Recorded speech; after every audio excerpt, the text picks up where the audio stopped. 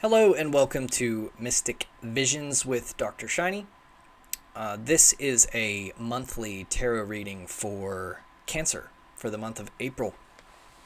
So, as always, if you are not a subscriber, please subscribe. And if you are a subscriber, I would be very happy to draw a couple extra cards at the end of the reading just for you. If you just ask me in the comments, I'm very happy to do that. So let's go ahead and get started with your reading for Cancer for April. All right, so let's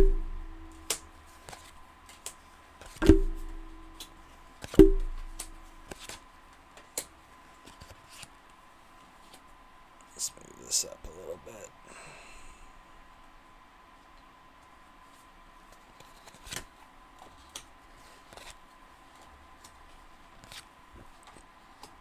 Okay.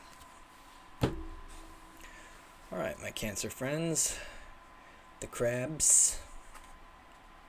What we have for your current situation here is the Ace of Wands.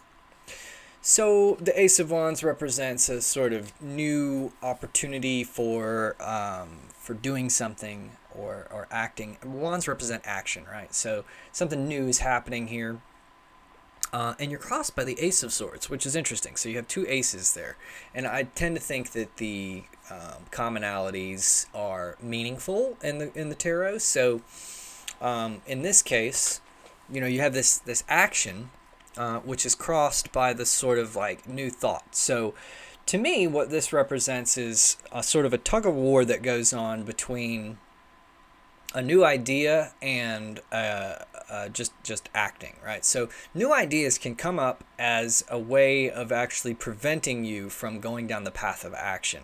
And so it's kind of like you have to choose one of these or the other. You either have to pick this new idea and really develop it, or you have to stick with some sort of plan for getting something done. And you have to refresh that energy of making it happen as if it's like something new every time, right? So this is kind of how I'm feeling about this, is this interplay between, doing the same old thing, but approaching it with this fresh energy every time, or picking something new, a new direction, a new mindset, right?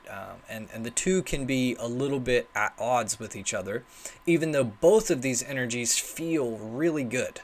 Both of these are great. You kind of have to go one way or the other.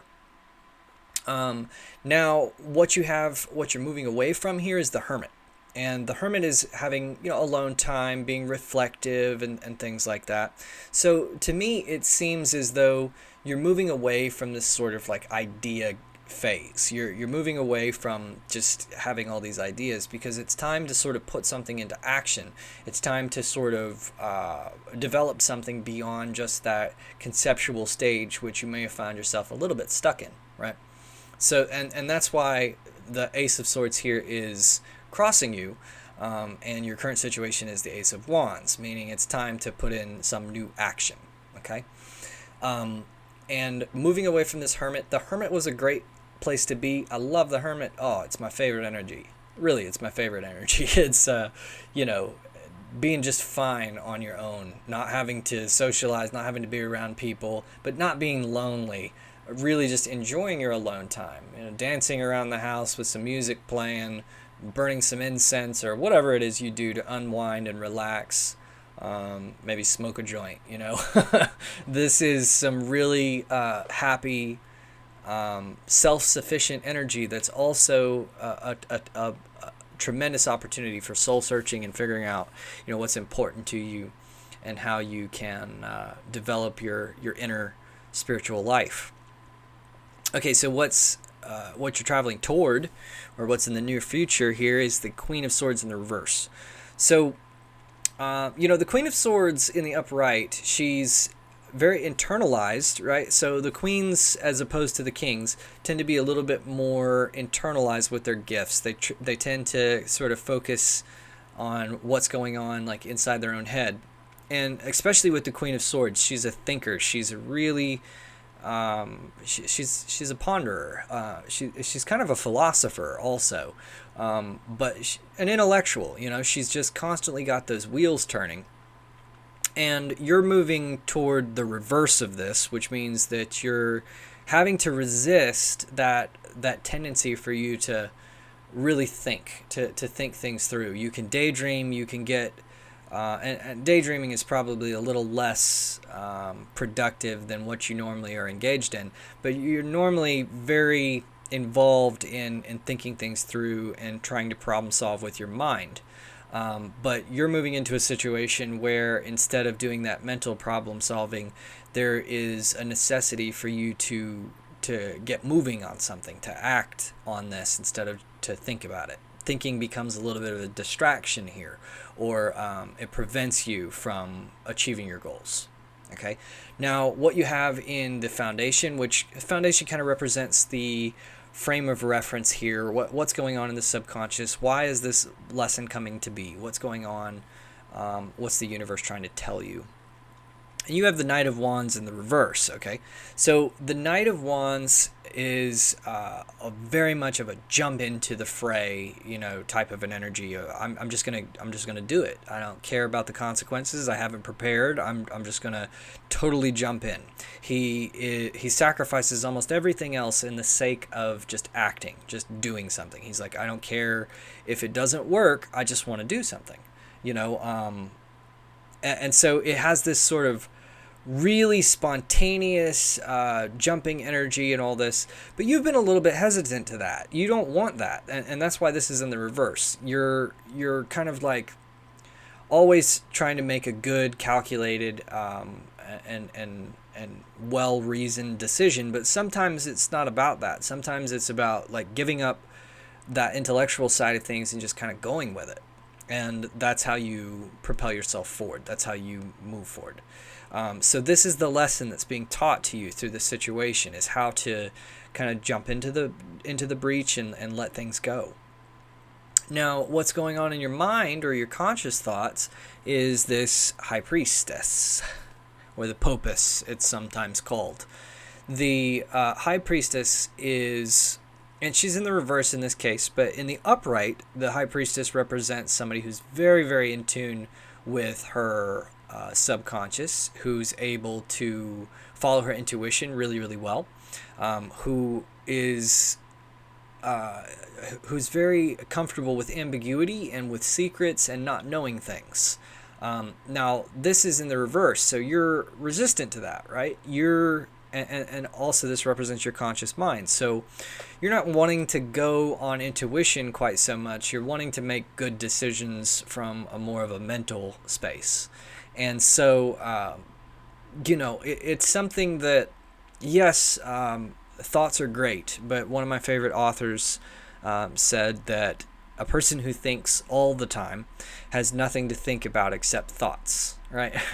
And, there's a little bit of verbal gymnastics going on there, but what that essentially means is that thoughts are symbols that represent reality, but they're not reality themselves, right?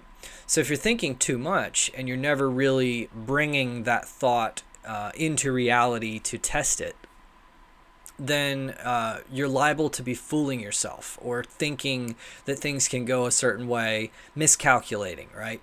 Your thoughts become very inaccurate if they are not balanced with a hefty dose of reality and action and the physical world. And that's what's meant by that quote. It's that you have to be able to silence the thoughts every now and then and just do something and get out of your head, so to speak, and into the real world. Because your thoughts are not the real world. You couldn't, you could think to the end of time, but you'll never really prepare for all eventualities in any circumstance. There's infinite variables in anything that goes on in your life. So you can't really think it through enough. There's no way to do that. So at a certain point, you have to just sort of push forward with what you have. And, people try to think that they put a lot of thought into making any sort of a decision. But what really happens is we go through the motions of making a decision or thinking it through. And once we feel that we've done that for enough time, then we make a snap judgment. That's really kind of how it works. If you peel back the layers of your psyche, you'll find that that's a lot of the time that's true. So why not just sort of circuit that process a little bit and just sort of go with it? And this is the entire practice of Zen Buddhism. I don't know if you know anything about it, but there's a really good analogy. There was a book that was written about Zen where the idea is to, in archery, release the arrow without thinking I'm going to release the arrow. To let it happen completely spontaneously, to where the release of the arrow happens exactly at the same time as the decision to release the arrow. To avoid all that thinking and all that hesitation, and to just let your body and your action become completely simultaneous with your thought. And that is the idea here, is to avoid letting thoughts become a hesitation. Now, your advice for this situation is the Ten of Cups in the reverse. Ten of Cups represents a happy, emotional fulfillment, celebration and that type of thing. But this is in the reverse. So what this is representing is to not be looking for success quite so much, or to not be looking for an end result, but to instead be a little bit more fixated on the moment and flowing with things. So you might be a little bit too focused on the future with all this thinking, right? Thinking tends to project into the future. I'm not seeing a whole lot of focus on being stuck in the past or whatnot, or thinking about memories. So it really feels like you're maybe overthinking and planning a little too much. And so the advice here is to not worry about the end goal or the destination quite so much, but to enjoy that journey and to let the thing unfold the way that it wants to, right? For your environment card, I have the Two of Wands, and this represents planning. It's very much, instead of acting, there is a tendency to think. Now, this is in your environment. This isn't talking about you, even though a lot of the reading kind of suggests this same type of an energy, which to me may indicate that there's been some influences around you that have been rubbing off on you, or have conditioned you to be a certain way, or to be this way. And so they may have impressed upon you the importance of planning and being prepared and all this. And so you've been convinced, and you're following that. And, I'm not saying that you shouldn't plan at all. I'm not saying that. But I'm saying don't let planning become, an excuse to not get anything done is really the issue. All the planning in the world doesn't really do anything if you never act, So that's the goal for you here, is to invite a little more action into your life. Now, what we have for your fears is the Ace of Cups in the reverse. So this means, afraid of feeling a new type of emotion, which could possibly be something that you've been avoiding with this more mental mentality. How do you like that?